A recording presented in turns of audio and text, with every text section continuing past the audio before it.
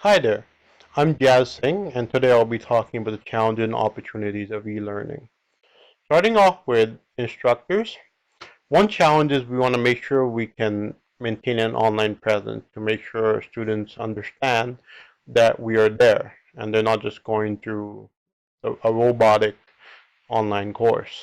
So this is also an opportunity for us because there's actually a chance to engage more than a face-to-face class, which might happen once every week for 3 hours. So we can use tools like discussion boards, live office hours, also email, Twitter, Skype. So we want to make sure we use all those tools to maintain an online presence. Similarly, we want to encourage learner engagement. We want to use discussion boards and encourage students to interact with each other. We want to make sure that we have interesting activities such as fun questions for introductions that we can ask students so they get to know each other and interact rather than feel like they're alone on an island. We're going to cater to different learners in an online community. Sometimes you have very different learners in terms of age, culture, language. So we want to make sure that we have the resources available so everybody feels comfortable in that learning environment. And the last challenge, we want to address technology issues. This is kind of sometimes it's out of everyone's control, so we want to make sure that um, we don't let that stop us. Some challenges for students might be asynchronous learning. Some students might not be familiar with that. It might also be an opportunity for some students because uh, they might have an inflexible schedule, and by having an online course versus a face-to-face course, they might get to take the course, which they might not have been able to otherwise. It increased learner responsibility because there's just not as many opportunities to guide students through the course. So it's up to the student to log in and see what resources are available for them, see what the schedule is like. So that's another challenge for learners. And again, technology issues. You have to be patient. You can't get frustrated. So those are some challenges and benefits. How do we manage these challenges? For the instructor, we want really good communication. So we want to make sure we have a clear course outline, we have clear grading rubrics. We also want to use technology, which especially young learners are familiar with. So they might like Twitter, they might like email.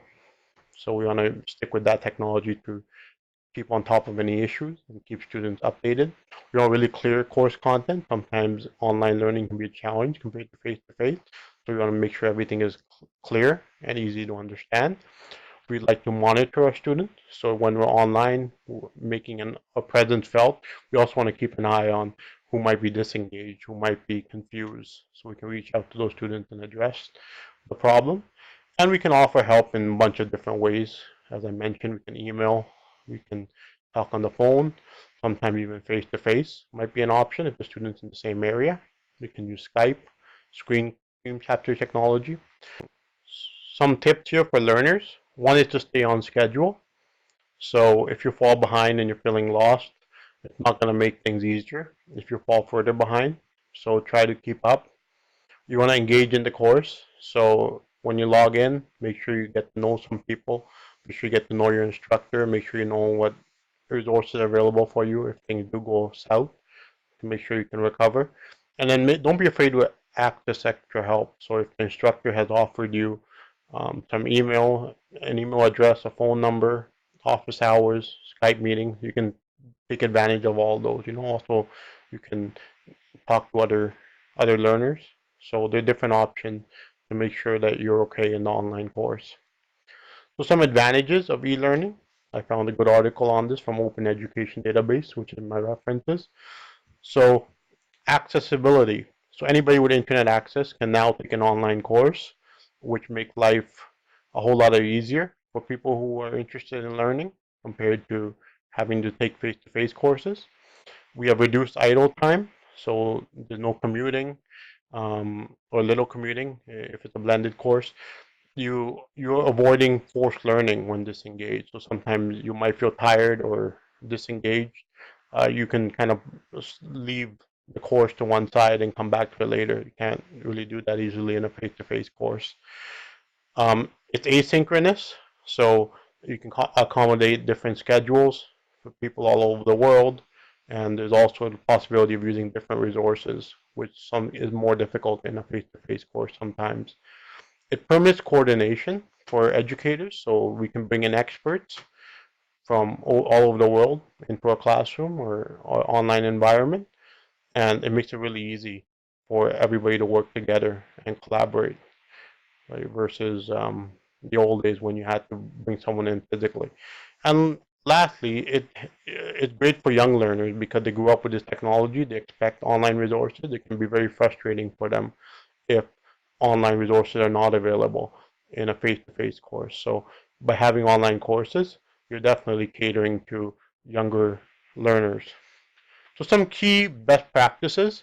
One is obviously you want to be present at the course site, make the student feel like you're there, make sure that they understand that you're available for extra help, and you're not just having an automated online course happening. We don't want that. We also want to create a supportive online community. So learners should be able to talk to each other, contribute to solve problems, feel like they're part of something, not just like alone on an island. We want to set explicit expectations, not only for ourselves, but for our learners. So we want to make sure that everything that we promise our students we deliver on, like office hours and clear guidelines, course outline, and students also know what's expected of them so they can read the rubric, know how to get a good grade, know what the schedule is, how to stay on track, how to help each other out. And finally, we want to be flexible and patient. With online learning, there can be technology issues, so we want to have patience on both sides, and we want to kind of have some perseverance as we stick through the course. And that's the end of my presentation. Thank you for watching.